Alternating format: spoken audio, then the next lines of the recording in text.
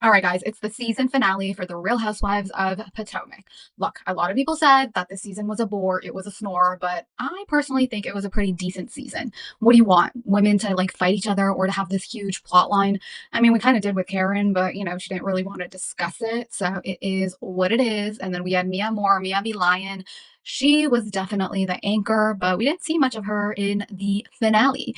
Anyways, guys, let's discuss the finale. Let's discuss what's to come, what we can expect at the reunion. This episode, I have to say, it was a pretty bow to wrap up the season and what the girls are doing. Now, with all that said, I cover all things Real Housewives, Bravo, and some good pop culture tea on here, Bravo Hot Tea. And if you haven't subscribed, like, what are you waiting for? And if you have, turn on notifications. With that said, let's get into it. All right, guys. This was definitely not the best finale, I have to say. But at the end, we did get into the Karen and Stacey drama. And Stacey, wow, she has been such a treat. Honestly, Stacey is exactly what Potomac needed. So I'm glad we got Stacey. Now, Stacey and her friend AJ, they meet up, and I guess he's her friend from Chicago. And he's like, we used to have fun. We used to go here. We used to go there. Girl, you need a man. You've been with one man for 16 years. Are you out and about? What's going on? Her friend AJ seems like a fun time. Now, this is where it got weird. Stacey calls her best friend TJ. My God. And AJ clocks it right away. He's like, TJ is like a cornball. Like, what the heck are you doing with this man? Like, are you getting any? What's going on here? And right off the bat, they don't even meet face to face, her friend AJ and her bestie TJ. But right off the bat, these two have like a weird interaction over FaceTime. Stacey's so happy, like, hey TJ, here's my friend AJ. Hey AJ, here's TJ. And I guess like AJ just for whatever reason didn't properly say his name. Like, sometimes when you're meeting someone new, you can get a little flustered. And TJ was like, you didn't say my name, right? He was just I don't know. This man is so weird. He's so corny.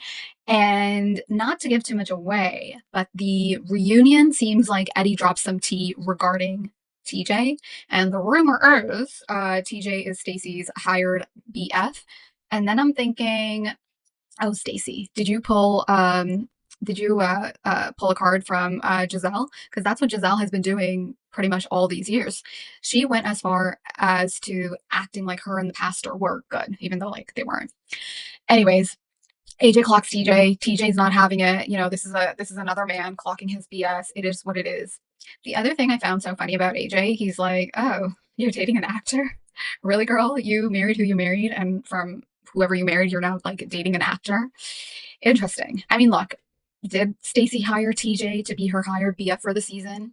We don't know, maybe, but did she do a damn good job of it? No, she didn't. I mean, at least pick someone believable. All right, so Messy Ashley, we don't spend a lot of time on her either this episode.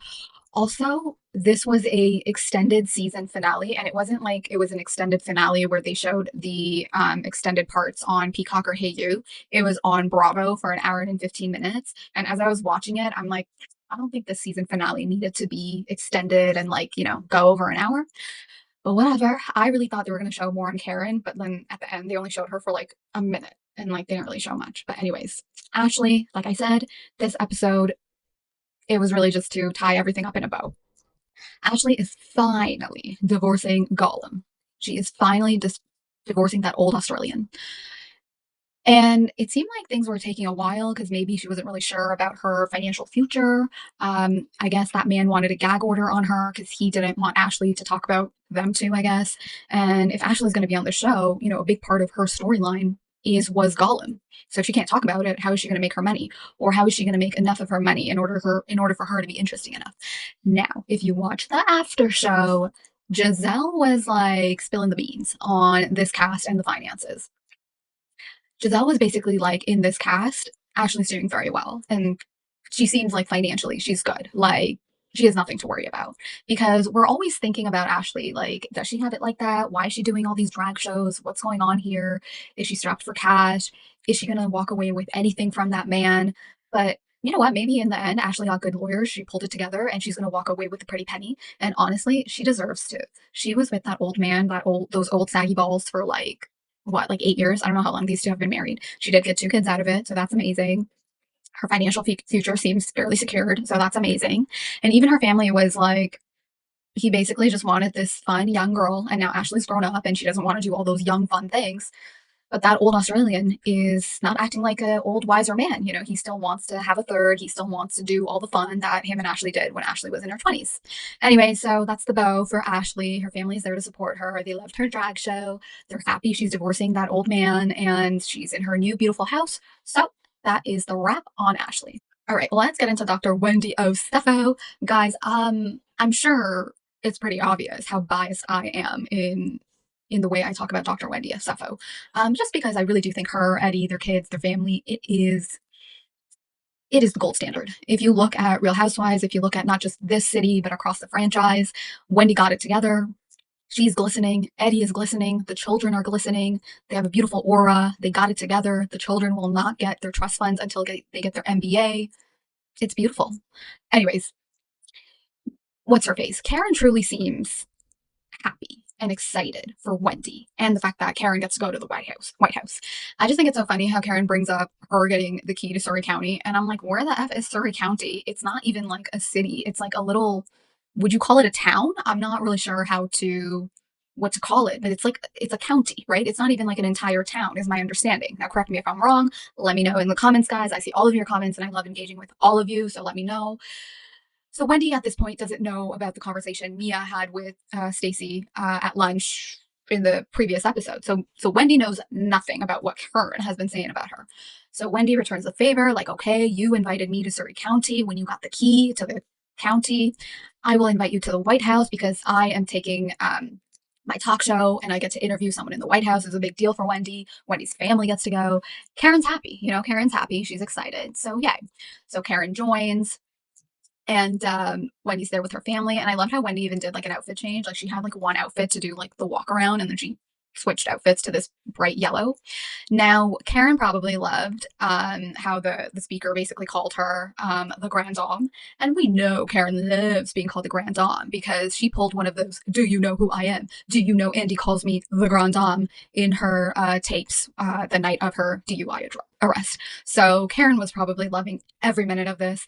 And Karen was like, oh, I've been to the White House, but I haven't been to that part of the White House. So this was very special. I mean, regardless of how Karen and Wendy are or what Karen says about Wendy behind her back, this was also a very big deal for Karen and she loved every minute of it.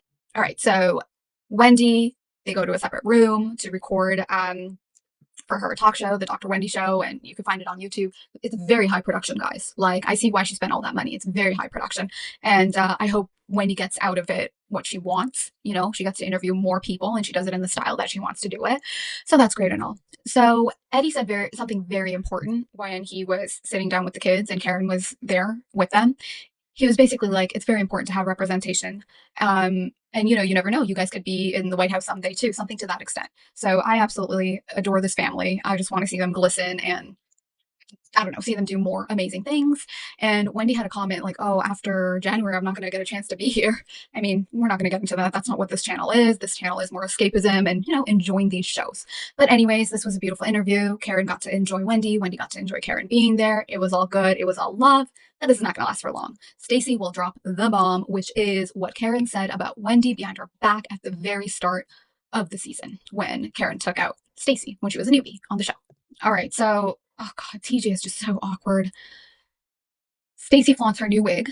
I don't know what that wig was. The ends looked a bit dry.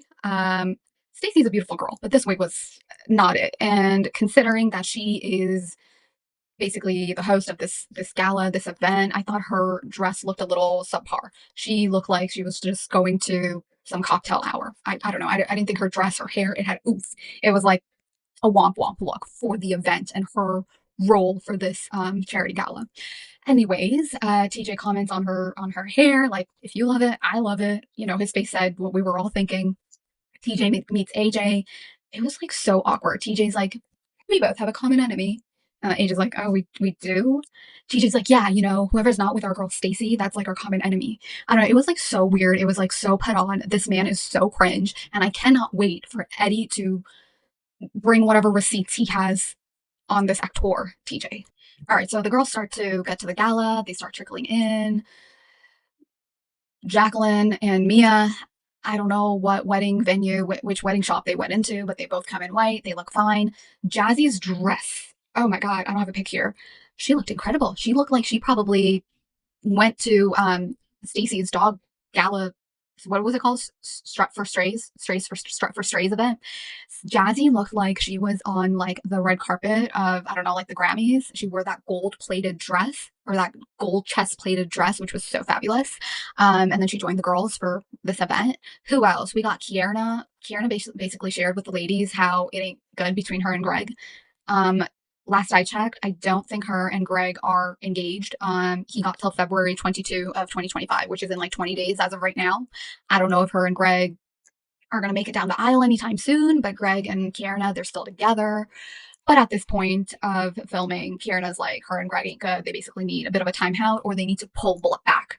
Cohabitating is not going so well. So that's Kierna's story. We really don't hear much about Mia. Mia did come with ink to the fashion show.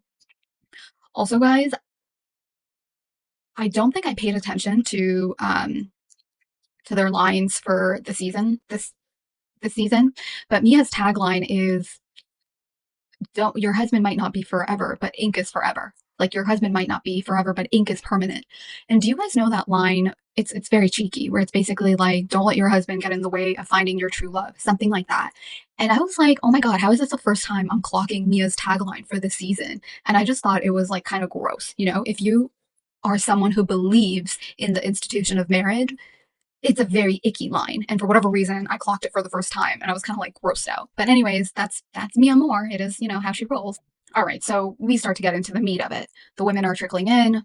Karen comes in. Karen looks beautiful, by the way. Whatever work she's had done, it's working. This woman is what, in her 60s? She looks fabulous. Anyways, Stacey and Karen, they go for a chat. They have a conversation, and Karen is like, you know what? I don't care what Mia said. I care about what my friends are doing. Are they on my team or not? And I really don't like people who put ultimate, is it ultimatums? Oh my god, I cannot say that word. Ultimations. Guys, I can't say the word, but you guys know which word I'm talking about. When they basically want their friends backing them up emphatically, it's kind of like, well, I mean, if you did something wrong and your friends aren't there to call you out, are they your real friends? Because do you want to have yes men, or do you want to have real friends? So in Karen's case, she thinks she's playing housewife sorority, where Stacey came into the group, you came into the group through me, you should be loyal to me. And by the way, this is the lowdown on the group. This is who you should be friends with. This is who you should look out for. Oh, by the way, this Wendy girl, I'm good with her, but oh, you shouldn't really be friends with her. She's like self-absorbed. What? Who isn't self-absorbed? Especially if you're a housewife. Of course you're gonna be self-absorbed. What, like, an odd thing to say. Anyways, at this point, Karen's just mad that like Stacey stood up for herself, and production is good because Stacey's like, Karen, I was there standing up for you. And Karen's like, well, I didn't see it. And then production rolls footage when they were at the lake house trip. Stacey was one of the few women, or one of the only women, that had Karen's back. This is when all her DUI stuff was going on and it was coming to light. But Karen's not hearing it. Karen is just like very one dimensional. You weren't there on my side when Mia was saying all this crap about me, and I'm more worried about you, Stacey, than Mia. And then Karen tried to like make some personal stabs at Stacey, and they were falling flat. She was making fun of her hair. She was making fun of her appearance. It was just like so sad. And then Karen's like, oh, what about your charges? Okay, I mean, it's, no one should be having charges. It's not good, obviously. But apparently, Stacey Rusch, she went over the same stop sign like 3 times. Now, I have questions. Is this a stop sign in like a busy intersection, or is it like in the middle of a residential suburban neighborhood where it's like this one stop sign and then there's like a tree branch always in front of it? Like, I need context here. You know, you can't just like say something and then not like back it up. So Karen trying to just throw anything and everything against the wall when it comes to Stacey, not cute, not cute at all. And then what Karen did in her confessional with the scarecut crow, and basically saying like, oh, this is Stacey, and then she just like popped over the scarecut crow, like she just like popped it over or knocked it over, and I was just like, this is very strange behavior. Like, you got a prop and everything, basically to put Stacey down and like make fun of her. But this doesn't end here. No, no, no. This is just the beginning, and this was basically what the season finale was around. Karen getting caught saying crap about Wendy, and Stacey sharing it all. Now, the two big things that Karen said was basically, Mia is not Potomac, and Mia's like, I don't think Mia even gave 2 Fs. She was like looking at her Instacart order when they were all sitting in a group at this table. She's just like, whatever, Karen, say whatever you want. I could care less. And then obviously what Karen said about Wendy, how she's not genuine, not to be friends with her. And I really liked Wendy's confessional. Wendy was like, do I think Karen said that about me? no, no, no. I know Karen said that about me. So it was really nice to see Wendy finally putting down her rose colored glasses when it comes to Karen, 10 fingers, 10 toes down, being like, oh, no, no, no, Karen. I see you for who you are. So this is what you've been saying about me when I just took you to the White House. How dare you? Now, I absolutely enjoyed Gizelle this episode, and I actually can't believe I'm saying that because Gizelle has just been so mean for like the last couple seasons. So breaking up Gizelle and Robin, it was definitely a good thing. Gizelle was funny in this episode, but she was also like clocking in with the receipts. Like, Gizelle was basically like, okay, so like, where did you guys have this lunch? Where did Karen take you out? Stacey's like, oh, she took me to Tally Ho. When I first joined the show or before filming started or whatever, we had lunch at Tally Ho. And this is where Karen told me all this stuff about the group. And Gizelle is like, that's where she took me. And now Giselle's like, you know what? This checks out. Karen definitely did play this game or try to play this game of having Stacey on her side right when they started filming. Like it checks out. All these little things that Stacey is saying, the girls are clocking Karen, and it's like you can say that you didn't say it, but everything is like working against you. Now this fluffy dress that Gizelle is wearing, she looked beautiful, but this is the type of pettiness I need to see in Housewives, where it's just like fun. It's like low hanging fruit. It's not gonna like cost anyone their dignity or their character. Nothing like that. When we saw Stacey at Vivian's beautiful store, by the way, guys, Vivian is gorgeous. Vivian actually gives me grand dame presence, if you guys know what I mean. You know, like that older lady. She's like fierce. She's confident. She just owns everything.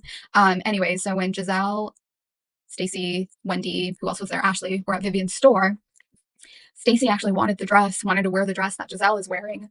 And then Gizelle, at the end, she went back and she was like, no, no, no, I want to wear this dress. And if you Watch What Happens Live, Gizelle was like, oh, I wear this dress. And then I gave it to Wendy to wear this dress because Stacey didn't want the girls showing her out. And then she wore this short little number, which I didn't think was cute. Anyway, so I love this pettiness from Gizelle. And I love how, yes, she's friends with Karen, and Gizelle and Karen seem to have this like OG alliance.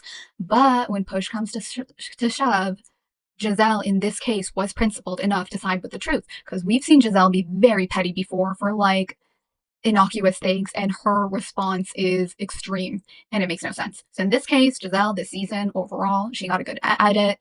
Karen's being handed, well, she's just being handed. You know, she tried to deflect all season, and Stacey at the end is like, hold up, you come for me? You think I wasn't being a good friend to you? No, no, no, no, no. Let me spill the beans to these ladies, what you've been saying about them behind their backs. Look, at the end of the day, Stacey felt like she had to say this at this point. It's like, okay, Karen, you can't just go around saying crap about people. You know, I had your back and now you're saying I didn't. All right, I'm going to say it. Wendy feels hurt because Wendy was genuinely a good friend to Karen.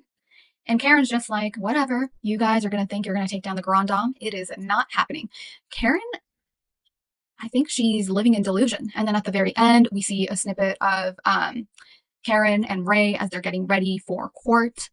I don't know. They could have kept that part out. I was like, is this why we had an extended season finale? And then all the shit. What is with these women and shit? Okay, actually, I have a gripe with Bravo. What is with all the shit? Okay, we saw all the shit at Bronwyn's house, Salt Lake City with Heather, and Heather's just looking around like, ew, what is this? And now we had a doggy fashion show with all this shit. To be fair, I felt really bad for Stacey because when she was planning this event, Striding for Strays, so that these dogs get adopted, she specifically said she wants confetti. But then once they had all the dogs out with all the girls walking them in their beautiful gowns, and then they posed at the end with all the dogs, instead of confetti, it was like what? It was like it wasn't foam. It was a fog machine, guys. It was not confetti. It was the fog machine, and it like really scared the dogs. And then one of them literally took a shit. It was so gross. And then you got food there. Anyways, the shit show jokes. It was crap. All the shit, all the crappy jokes. I mean, it is what it is. Guys, that's the end of this recap. It was more of a subdued season finale. I mean, obviously the Karen Stacey drama, we got it at the very end. The reunion is going to be explosive. I don't really know what else to say beyond that.